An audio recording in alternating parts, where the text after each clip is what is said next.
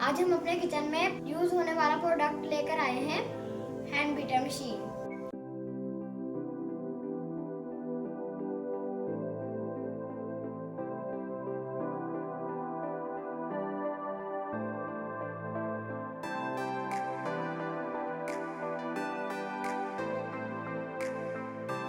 अब हम आपको एग बीट करके दिखाते हैं।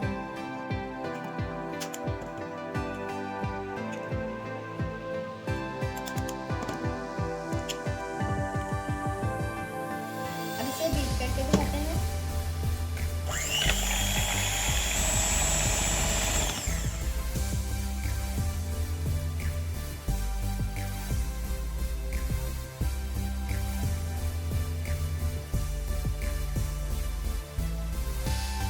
अगर आप इसे बाय करना चाहते हैं तो डिस्क्रिप्शन में लिंक है, वहां से जाकर आप बाय कर लें। marygrey.pk।